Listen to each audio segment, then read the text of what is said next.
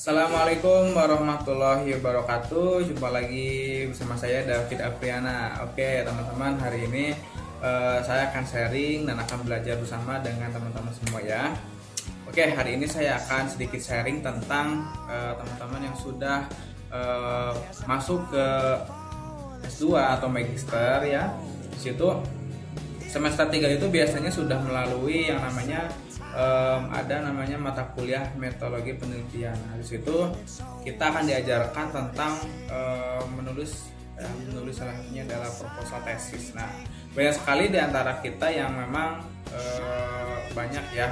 Aku harus nulisnya judul apa, terus kuantitatif atau kualitatif. Nah, buat teman-teman yang masih bingung itu, coba teman-teman harus mulai ada beberapa tips yang memang harus kita laksanakan ya. Saya akan memberikan tips. Yang pertama adalah memang ketika proses membuat proposal sampai tesis itu biasanya itu memakan waktu, kalau cepat biasanya 1-2 bulan saja sudah selesai ya. Nah, 1-2 bulan sudah selesai teman-teman. Tapi ada juga yang lama, bahkan ada 3 bulan, bahkan ada yang beberapa bulan seterusnya. Itu tergantung dari kitanya saja. Ada beberapa tips supaya tesis tersebut itu bisa cepat selesai dalam waktu hanya 1 bulan ya, 1-2 bulan teman-teman. Yang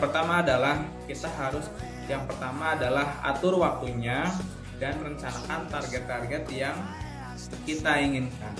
Jadi ketika kita menuliskan sebuah judul tesis sampai ke proposal ya, dari bab 1, bab 2, bab 3, teman-teman harus menuliskan kapan akan dilaksanakan penelitian dan selesainya kapan. Karena menyelesaikan tesis itu tidak bisa dikerjakan dengan modal nothing to loss ya. Kita harus memang punya target yang memang ditentukan. Jika ingin cepat selesai, kita harus benar-benar bisa mengatur waktunya dan rencanakan apa saja yang ingin kita lakukan. Lalu memang untuk itu ada lama butuh waktu menyelesaikan, kurang lebih sekitar 1-2 bulan. Nah, itu tergantung dari target kita ya.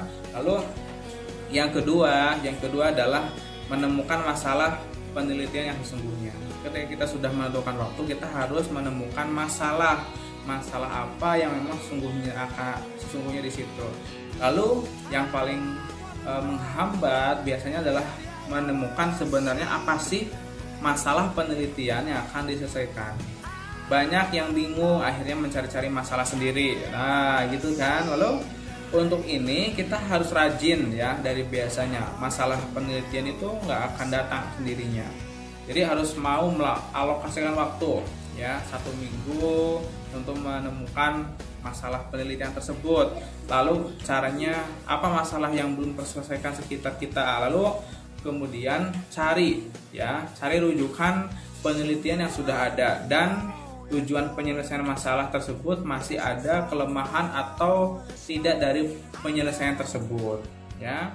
Untuk mendapatkan masalah penelitian yang sungguhnya, maka kita harus rajin membaca penelitian yang sudah ada. Beri waktu maksimal ya, kurang lebih sekitar 1 minggu untuk menyelesaikan hal ini. Nah, contoh ketika saya menemukan suatu masalah proses pembuatan tesis, di situ saya dibantu oleh dosen. Nah, ini contohnya adalah buku yang saya order sama dosen. Jadi ini ada contoh buku-buku yang memang saya order ke beliau. Jadi teman-teman bisa menggunakan fasilitas tersebut ya. Saya unboxing ya teman-teman seperti ini.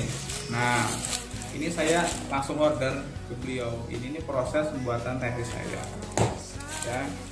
Nah, ini teman-teman, banyak sekali buku-buku yang memang disitu sangat membantu proses pembelajaran kita. Karena kalau kita membaca buku, kita akan menemukan ide-ide ya, akan menemukan masalah-masalah yang memang unik ya, sangat unik sekali untuk kita teliti di situ.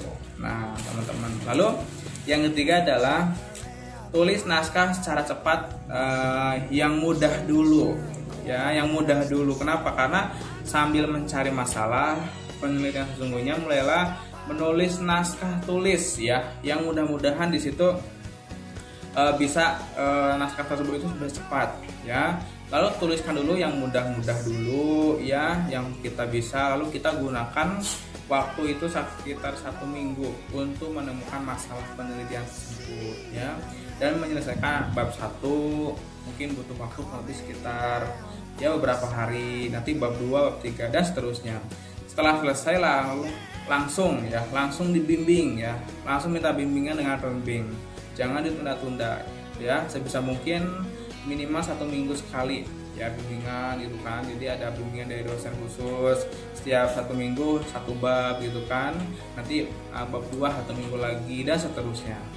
Lalu yang keempat adalah profesional terhadap tugas akhir. Jadi teman-teman harus punya relationship dalam diri kita bahwa kalau ingin cepat selesai, kita harus profesional terhadap tugas akhir ya. Kita harus benar-benar serius dalam penerapannya di situ. Anggap saja ya, kita ada proyek yang sangat besar, ini harus dikerjakan ya, minimal kurang lebih sekitar 8 jam per hari. Nah di situ, dan pastikan bahwa hari Minggu itu hari libur. Tapi begitu ketika melihat judul ini, melihat tesis ini, anggap saja hari Minggu tetap kerja ya. Jadi minimal per hari harus 8 jam. Kalau itu dilakukan maka insya Allah akan cepat selesai.